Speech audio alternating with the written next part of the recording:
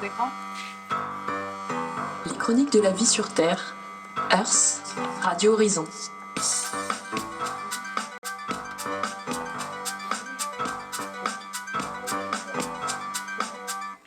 Bonjour à toutes et à tous, bienvenue sur Radio Horizon. Merci à tous d'être là et comme chaque vendredi, vous êtes de plus en plus nombreux à nous écouter et ça nous fait chaud au cœur, merci beaucoup. Et aujourd'hui, émission spéciale avec Elisabeth, donc vendredi 17 avril 2050, sur les chroniques de la vie sur Terre. Nous avons la chance de recevoir de nombreux invités pour explorer les différentes facettes de notre monde et naviguer en profondeur. Merci Laurie, ravie d'être parmi vous aujourd'hui, de vous retrouver tous aussi nombreuses et nombreux. Donc au programme aujourd'hui, on a l'exclusivité du Premier ministre qui n'est pas un ministre de l'Intérieur ni du Premier ministre tout court. C'est le Premier ministre du ministère de la Sobriété énergétique, Monsieur Ravel. Ensuite, on aura l'adjoint de la ville de Rennes avec un fermier urbain en charge du quartier de la Poterie. Et enfin, l'équipe de reporters qui a retrouvé l'espèce disparue du dodo. Donc on va commencer avec les actus de la matinale. Et pour ce faire, je vais laisser le micro à Jeanne. Merci Elisabeth. Donc oui, alors, pour le sujet de l'éducation et la transmission. Donc pour 2050, à quoi il ressemble vraiment? Donc on est allé voir dans les écoles, dans les cours d'immeubles, dans les quartiers, et voici ce qu'on a trouvé. Direction La Rochelle, collège Pierre Mendès France. Il finit les journées entières assis derrière un bureau. Léo, élève de 3e, nous décrit son quotidien. Des classes ou de grandes tentes en toile, un cercle de parole chaque matin pour commencer la journée. Des repas venus de la ferme voisine et l'après-midi, réparation, jardinage et couture. On y a rencontré aussi Margot, qui est artisan préparatrice. Son mot d'ordre, sobriété joyeuse. Être autonome, entretenir son confort, sans rien gaspiller. Une école qui ressemble plus à une forêt, dit Léo, qu'à un bloc de béton. Ensuite, depuis la loi Oasis 2038, plus de 340 000 jardins Oasis ont fleuri dans les cours d'immeubles, sur les toits, dans les parkings abandonnés. Presque un par grande copropriété en France, canopée végétale, citerne d'eau de pluie, compost collectif, potager partagé. Résultat, jusqu'à 3 à 4 degrés de moins en canicule et moins de conflits de voisinage dans les 3/4 des copropriétés concernées. Un nouveau métier est né autour de ça, le coach de jardin oasis, mi-médiateur, mi-botaniste, et comme l'un d'eux le dit très bien, ça ne se livre pas clé en main, ça se construit, ça se négocie et ça se transmet. Ce qui n'existait pas en 2025 est devenu ordinaire. À Lyon, la 3e école en micro-forêt vient d'ouvrir. Le BAFA classique a été remplacé par un BAFA d'adaptation climatique dans 67 départements. Des lycéens de Bordeaux cartographient les zones d'inconfort thermique dans leur quartier. Et chaque été, donc la saison thermique de mi-juin à mi-octobre, des comités de résilience recrutent des bénévoles pour gérer les sanctuaires forestiers. Un Français sur 5 a suivi une formation d'adaptation climatique citoyenne.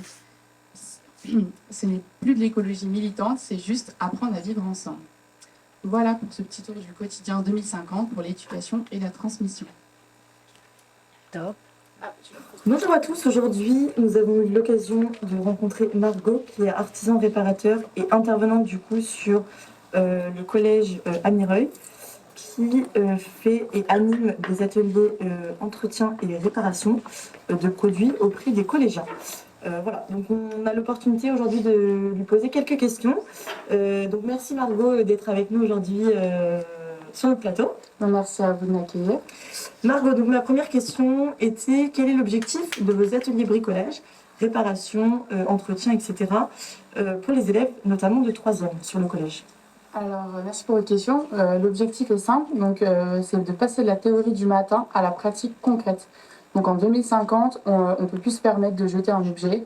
Moi, j'apprends aux jeunes à diagnostiquer une panne ou à réparer plutôt qu'à remplacer.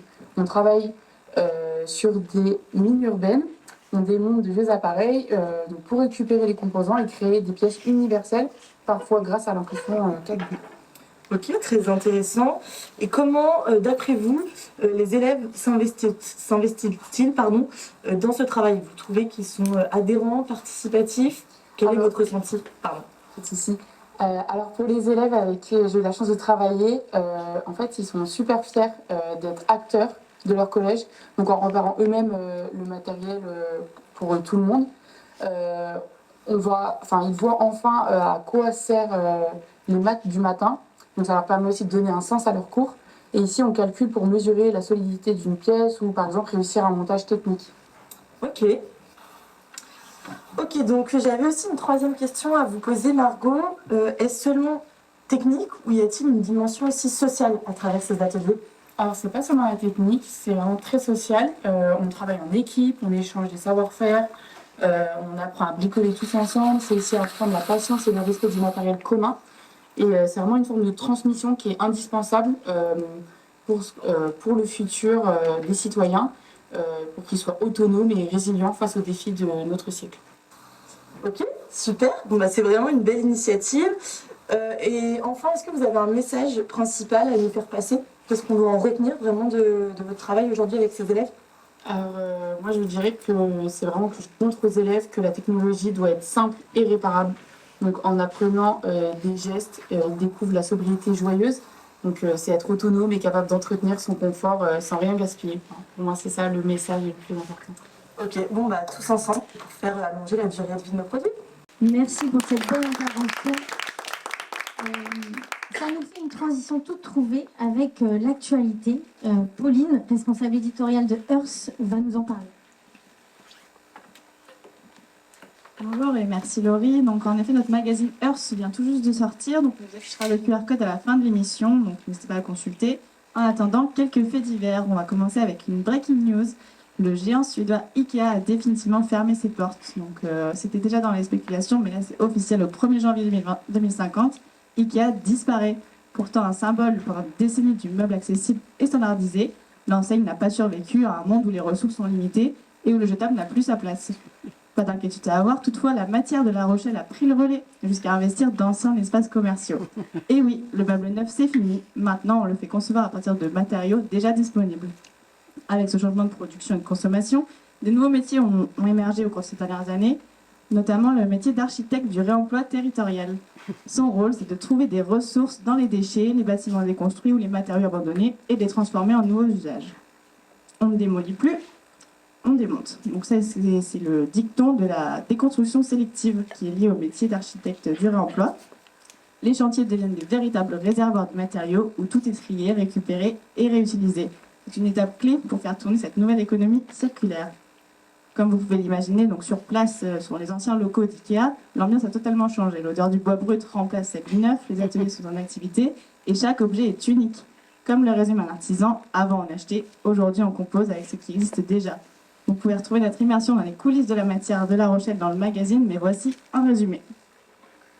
Bonjour à tous, aujourd'hui on se retrouve à La Matière pour rencontrer un architecte. Nous allons découvrir les coulisses de ce géant qui a remplacé Ikea, donc je vous laisse me suivre.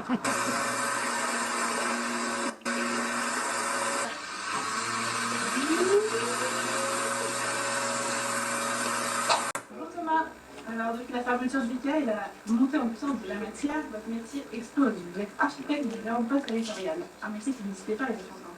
Concrètement, que faites-vous? Merci, bonjour. En fait, je ne construis pas à partir de neuf.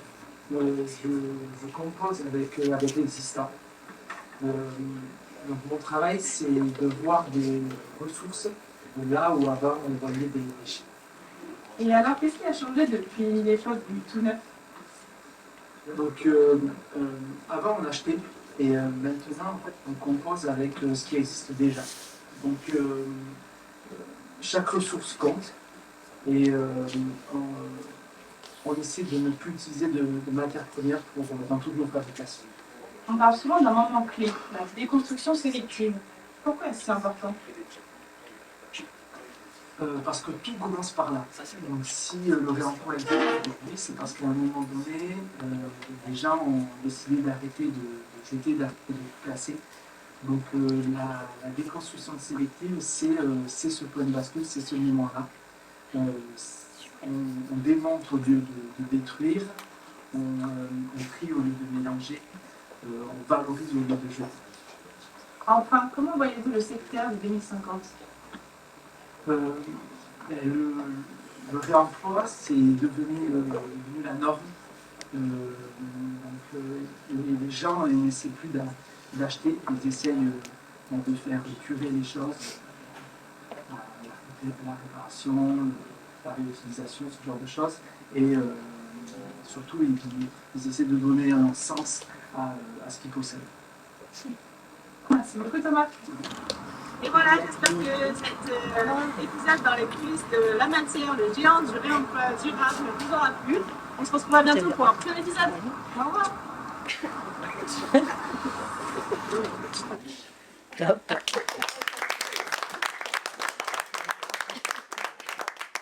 Franchement, un seul mot, bravo.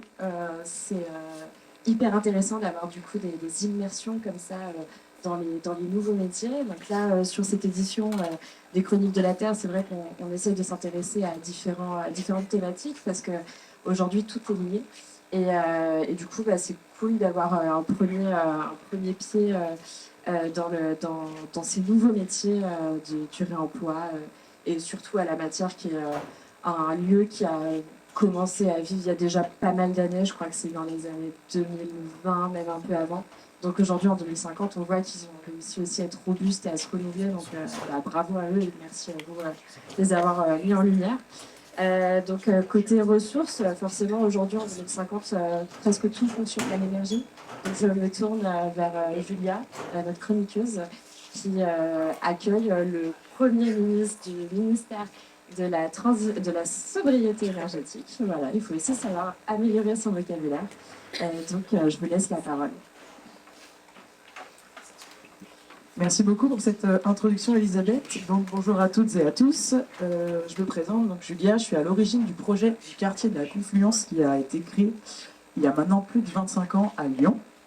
Donc, à l'époque, l'objectif de la création de ce quartier, c'était vraiment d'expérimenter un modèle qui soit uniquement basé sur les énergies renouvelables et de faire en sorte de gérer intelligemment la consommation de tous les habitants. Donc aujourd'hui, en 2050, ce quartier il est vraiment devenu une référence à l'échelle nationale en termes de sobriété énergétique. Mais concrètement, qu'est-ce que ça veut dire pour le quotidien des habitants? Donc pour répondre à cette question, je suis allée directement leur poser la question. Donc je vais vous présenter 2 micro-trottoirs. Bonjour, vous habitez ici à Confluence? Oui, depuis une dizaine maintenant. Et comment vous vivez ce modèle basé sur les énergies renouvelables et sur la sobriété?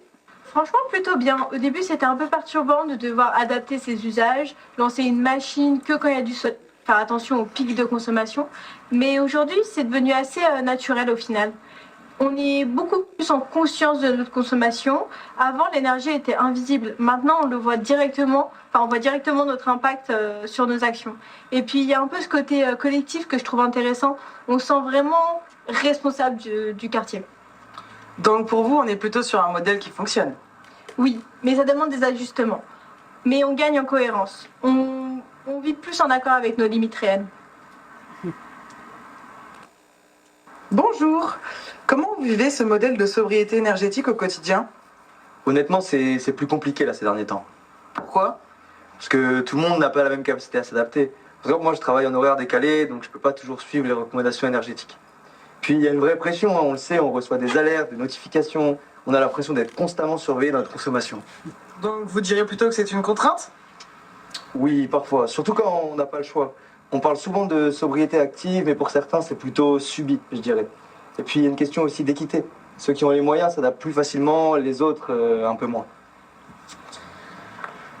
Tu vois, par exemple, avant je regardais la météo pour savoir comment m'habiller. Maintenant je la regarde pour savoir si j'ai le droit de prendre une douche chaude. Donc voilà, on a le témoignage de 2 habitants du quartier de la Confluence, donc on fait face à 2 réalités qui sont assez différentes. Donc aujourd'hui, on peut clairement dire que le modèle de la Confluence illustre bien les avancées des énergies renouvelables, mais il met vraiment en cœur et en lumière les tensions et les inégalités que cette transition énergétique peut générer. Donc, pour répondre et pour parler de ce sujet, nous accueillons aujourd'hui M. Ravel, le Premier ministre nommé de la sobriété énergétique en 2048 et qui est à l'origine de plusieurs mesures qui visent à généraliser ce type de quartier à l'échelle nationale.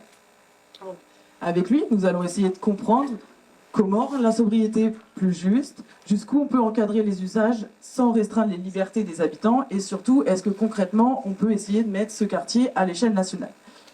Donc, premièrement, votre ministère est une nouveauté. À votre avis, pourquoi créer ce type de ministère sobriété énergétique? Alors, bonjour à toutes et à tous. Pour répondre à votre question, malheureusement, on a compris trop tard que produire de l'énergie, ça ne suffisait pas. Aujourd'hui, le véritable enjeu, c'est d'organiser notre usage de cette énergie. La sobriété n'est donc plus un choix individuel, mais bel et bien une politique publique structurante. Très bien, merci. Et quelle est votre priorité à court terme? Alors, notre priorité à court terme, c'est d'abord de stabiliser les systèmes énergétiques locaux. Ça passe en premier lieu par une meilleure coordination entre production renouvelable et consommation. Et concrètement, ce qu'on va essayer de faire, c'est renforcer les dispositifs de pilotage territorial pour éviter les situations de tension. Très bien, merci pour cette réponse très politique. Mais concrètement, quelles mesures allez-vous mettre en place rapidement? Alors, aujourd'hui, on travaille principalement sur 3 axes. Le premier, c'est de généraliser les quotas énergétiques intelligents. Le deuxième, c'est d'accompagner les ménages les plus vulnérables. Et enfin, le troisième, c'est d'imposer aux entreprises une adaptation de leur cycle de production en fonction de l'énergie qui est disponible. D'accord. Mais aujourd'hui, la sobriété, elle reste quand même impopulaire d'une certaine partie de la population. Comment allez-vous répondre à ce défi? En effet, vous avez raison, comme on l'a vu à travers vos micro-trottoirs. Mais pour répondre simplement à votre question, je vais vous dire que le problème, ce n'est pas la sobriété, c'est l'injustice. Aujourd'hui, si les efforts y sont perçus comme équitables, ils seront acceptés par notre population. Et ça, j'en doute pas. Notre rôle, c'est donc de garantir que chacun contribue selon ses capacités. Très bien, merci pour ce partage. Et une petite dernière question, selon vous, à quoi ressemblera le modèle énergétique français dans les prochaines années? Le modèle qu'on essaye d'atteindre, c'est un modèle qui est plus local, plus sobre, mais aussi plus démocratique.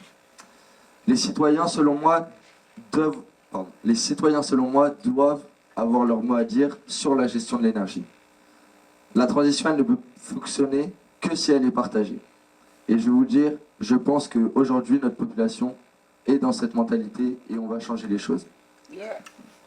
Très bien, et bien merci beaucoup, monsieur Ravel. Donc on le voit clairement, derrière la question de la sobriété énergétique, ce n'est pas uniquement une question technique, c'est vraiment tout un modèle de société qui est en train de se redéfinir. C'est pourquoi je vais redonner le micro à Laurie. Merci. Merci Julia, merci Monsieur Ravel pour ces explications un peu plus concrètes de votre politique. Et pour aller voir un autre modèle de quartier, de ville exemplaire, on va accueillir Baptiste Martineau, l'adjoint à la maire de Rennes, ainsi que Quentin, fermier urbain au quartier de la Poterie. Vous pouvez les applaudir. Merci.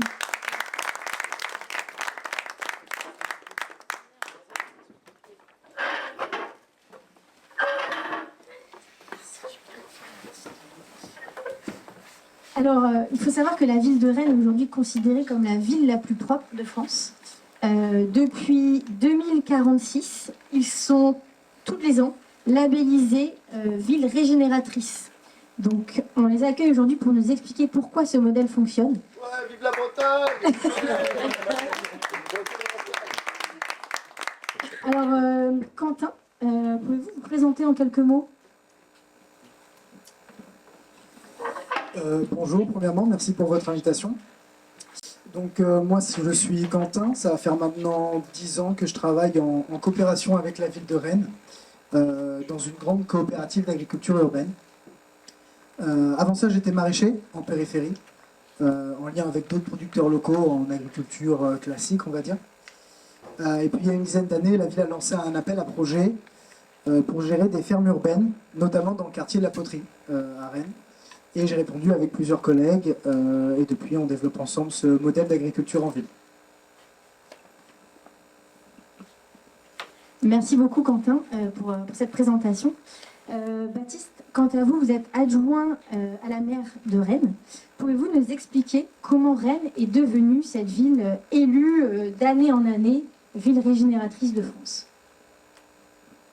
Bonjour à toutes et à tous, merci pour votre invitation.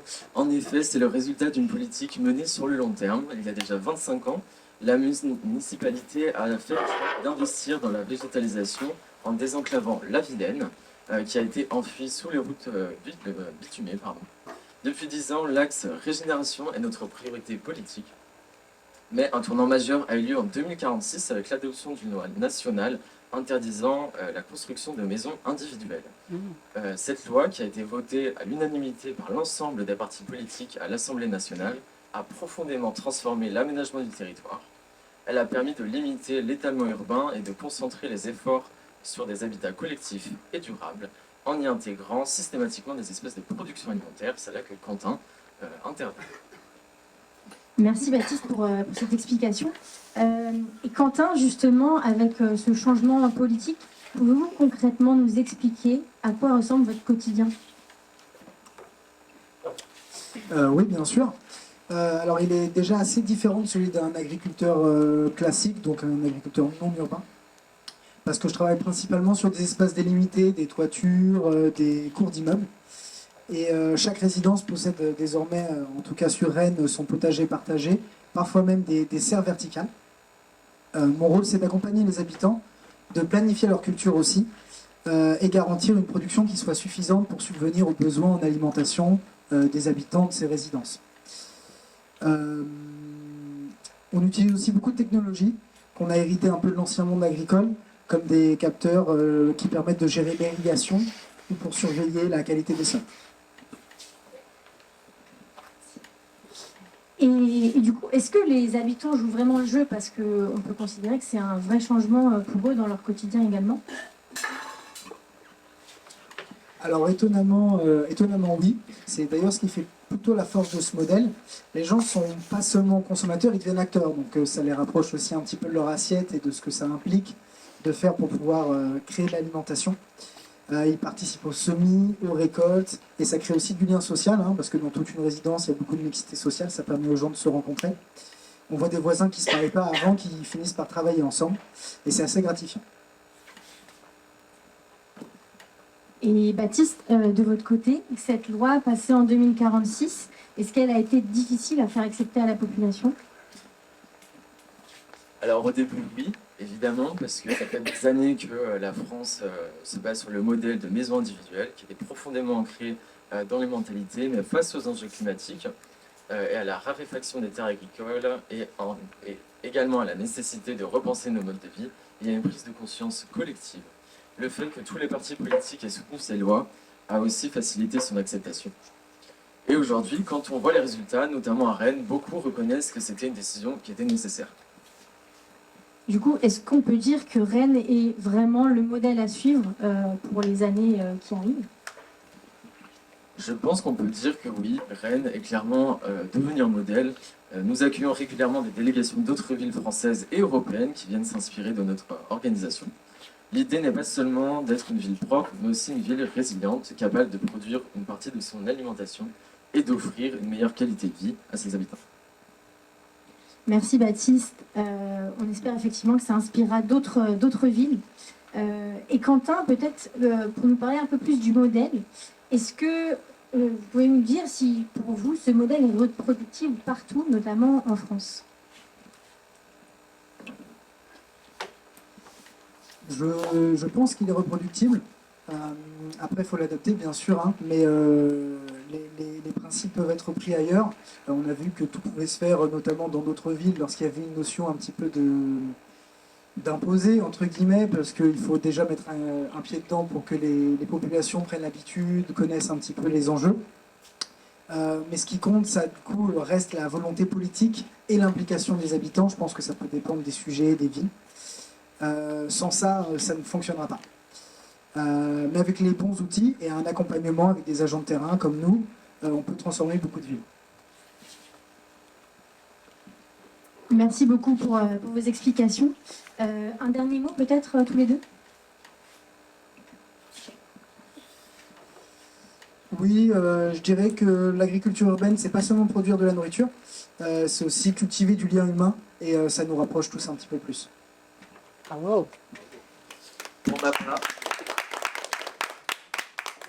Pour ma part, j'ajouterais qu'il faut prendre conscience que les choix que nous faisons aujourd'hui façonnent la régénération de notre environnement et de nos générations à venir. Rennes en est une preuve vivante. Merci à tous les deux. Merci pour cet échange passionnant. Et on espère effectivement que ça inspirera d'autres villes. Petit moment respiration, c'est l'heure comme tous les vendredis à 11h45 de l'horoscope du futur. Horoscope. Voici donc votre horoscope du jour aligné avec les étoiles et les limites planétaires. Bélier, aujourd'hui votre énergie déborde, un peu comme les émissions de CO2 en 2020. Canalisez tout ça, privilégiez l'action locale. 21 arbres, c'est bien, évitez d'en couper, c'est mieux. Taureau, vous avez envie de confort, mais la planète vous rappelle à la sobriété. ODD 12 en ligne de mire, consommez moins, mais mieux. Oui, même ce troisième pull recyclé est de trop. Gémeaux, double personnalité aujourd'hui. Une partie de vous trie ses déchets, l'autre hésite encore. Spoiler, le plastique ne disparaît pas par magie, faites le bon choix. Cancer, sous les signes de l'eau aujourd'hui, pensez à boire 1 litre d'eau, potable si possible, et rappelez-vous, préserver les océans, c'est aussi éviter ce long bain moussant au quotidien. Lion, rayonnant comme le soleil, profitez-en pour recharger vos batteries et pas seulement celles de votre ego. L'énergie solaire est votre meilleur allié aujourd'hui. Vierge, organisation au top, vous pourriez presque gérer une ville durable. Petit conseil, ne compensez pas votre rigueur par une livraison express inutile, le vélo, ça existe encore. Balance, vous cherchez l'équilibre comme la planète. Entre confort et responsabilité, choisissez les deux. Covoiturage ce matin, sieste cet après-midi. Et Scorpion, intense comme toujours, attention à ne pas surconsommer vos ressources émotionnelles, ni les ressources naturelles. L'eau des détresses vous murmure, respirez, réduisez, régénérez. Superbe. Bravo. Sagittaire, envie d'évasion, les vols longue distance sont devenus rares, mais votre imagination est toujours gratuite et bas carbone, explorez autrement. Capricorne, travailleur infatigable, mais pensez à votre empreinte. Réussir, c'est bien, réussir sans épuiser la planète, c'est mieux. Bonus karma si vous débranchez vos appareils ce soir. Verseau, sous le signe de l'eau aujourd'hui également, oui encore, pensez à boire 1 litre d'eau, mais aussi à en économiser 100. Les nappes phréatiques vous disent merci. Et enfin, poisson, très connecté aux océans aujourd'hui, évitez le plastique à usage unique. Vos cousins marins commencent à saturer, une gourde et tout ira mieux. C'était votre horoscope 2050. N'oubliez pas, les étoiles influencent votre journée, mais vos actions influencent la planète. Bravo. Bravo, bravo. Merci à Ambre pour la rédaction de ce superbe horoscope. Nous devions recevoir un scientifique de renom, pas mondial, mais de renom quand même. Finalement, il n'a pas pu nous rejoindre ce matin. Donc, pour quand même évoquer sa mission, donc en fait, c'est notre journaliste Marie qui s'est rendue auprès de lui et qui l'a interrogé sur sa mission scientifique qui parle de la biodiversité en Antarctique. Donc c'était des recherches qui ont été déjà menées à partir des années 2020. Et donc on souhaitait faire une mise à jour avec lui de ce qui a été fait. Malheureusement, il n'a pas pu se rendre à la radio aujourd'hui à cause de problématiques de mobilité à longue distance. Je vous propose donc pour parler de l'eau, un petit poème écrit par mes soins, à la main hier, perdu ce matin, réécrit. Voilà, c'est une journée comme une autre finalement. Donc, changement de ton. Ma mère, ce doux corps salé, qui m'emmène au gré de son rythme sans jamais se lasser. Elle m'emporte vers un océan de pensées, tandis que je me laisse errer, je trouve enfin la respiration de la liberté. De mon cœur, elle a percé tous les secrets et les excès. J'aimerais tant les protéger, mon trésor et ses marées.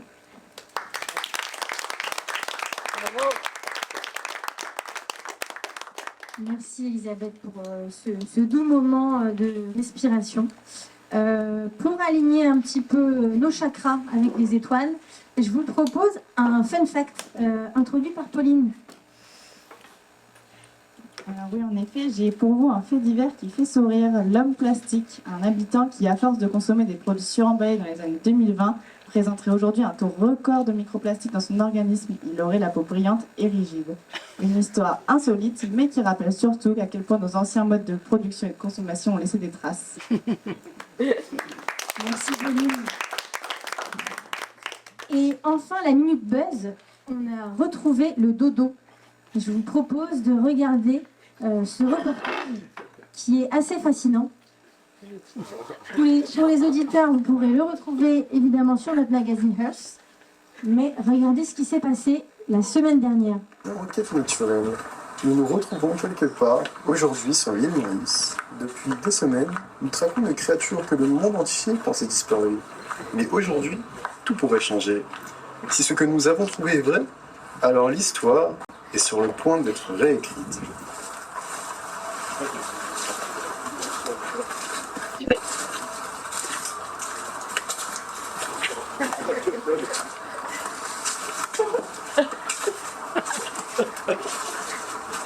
Donc là, on a trouvé un dodo. Je vais essayer de parler. On va essayer de l'entendre. C'est moi de monde. On va voir ce qu'il est. C'est parti.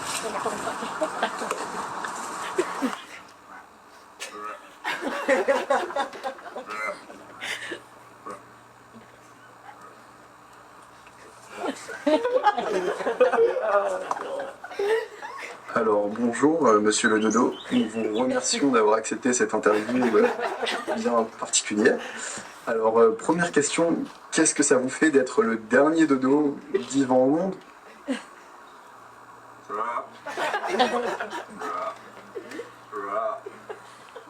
Qu'est-ce qu'il a dit? Du coup, il est en train de dire que c'est un peu compliqué pour lui de se faire des amis. Il est un peu avec des singes, mais c'est un peu compliqué, comme ils sont dans les branches, etc. C'est compliqué la solitude pour lui. D'accord, nous comprenons. Très bien.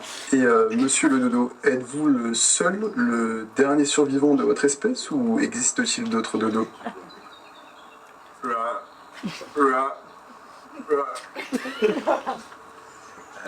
Donc il dit que la dernière fois il a cru en voir une femelle sur une plage, mais en fait c'était une touriste allemande avec un short. Il y a des coups de soleil, et qu'en fait quand elle a sorti une perche à selfie, il a compris que c'était pas... Et dernière question, donc si vous avez un message à adresser aux humains, qu'est-ce que vous leur diriez? Parce que vous avez fait un doigt d'honneur. Bon, bah, un message très clair pour une interview très claire.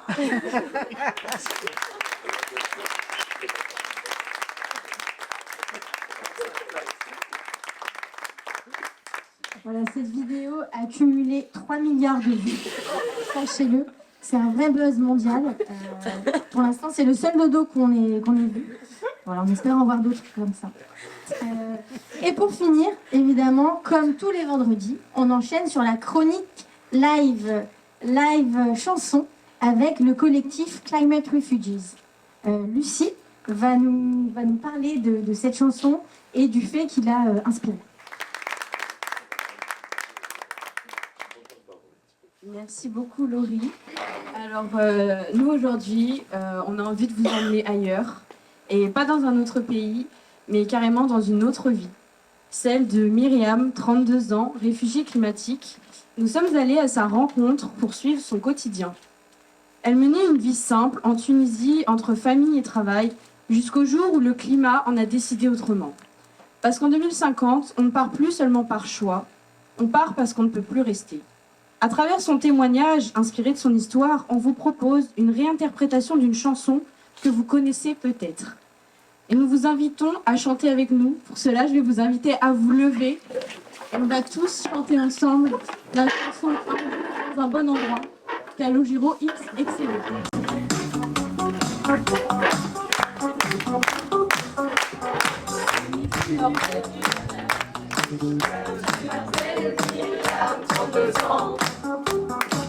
Et la famille, je ne suis jamais seule. J'ai un job, moi je vis simplement.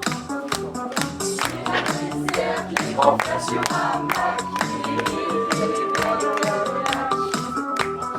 Qui a eu tort, toujours du plus fort, pour des degrés en plus, c'est la mort. Toi mon frère, dis-moi pourquoi. Je dis quand il est chez moi. Dis-moi pourquoi j'étais là. Un jour, mauvais comme moi. Oui, c'était son image. Je dis que tout ne va pas. Ma vie s'est arrêtée là. Un jour, mauvais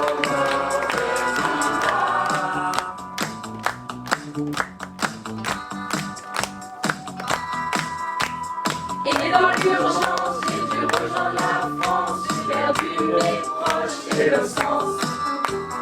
Les rues lyonnaises m'ont redonné confiance. Dans mon malheur, un peu de chance.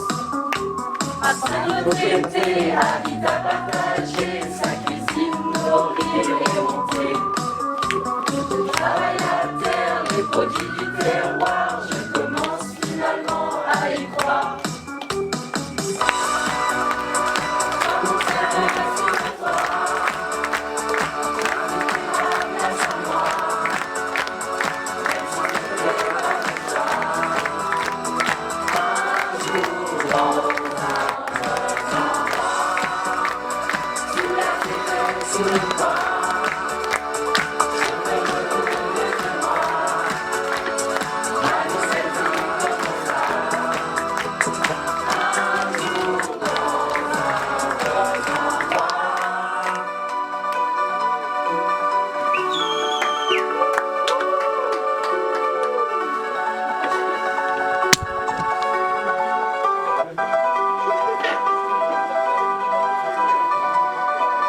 Et c'est parce qu'on n'agit pas que le climat n'attend pas. D'ailleurs ici ou là-bas, pour n'en faire plus jamais ça.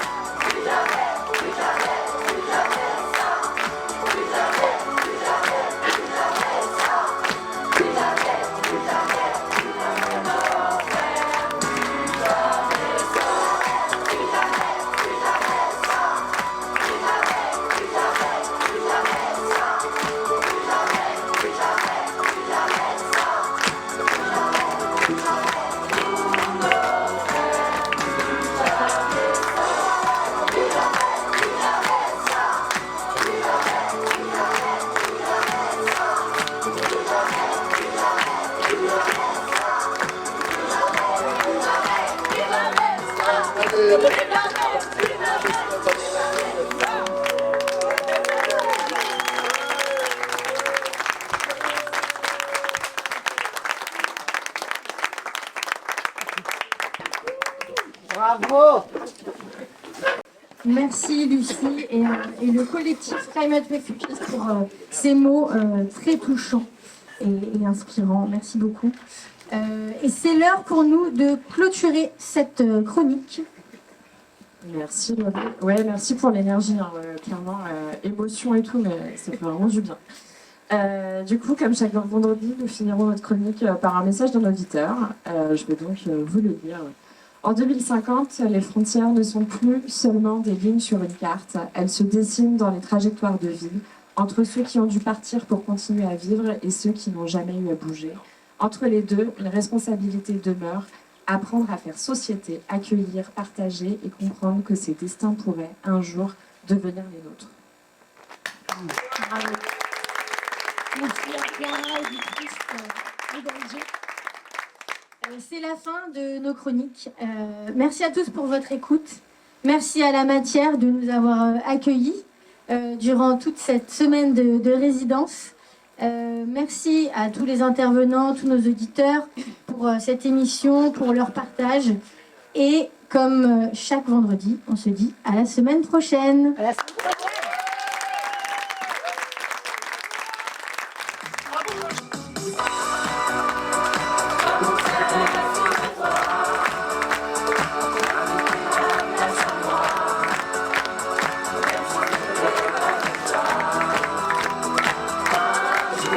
Oh,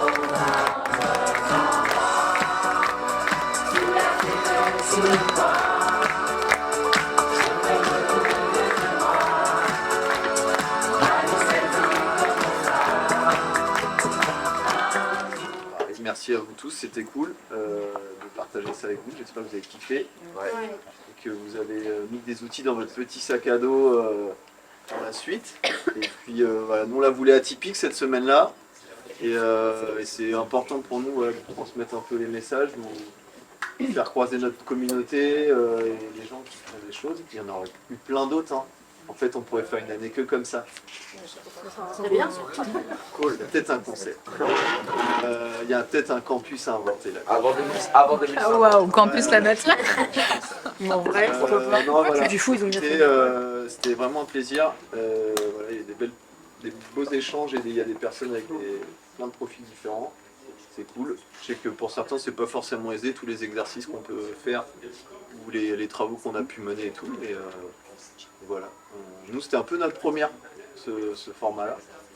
Mais en tout cas, moi, à titre perso, j'ai vibré et c'était super. Un très bon. Merci Julien. Merci. Merci la matière.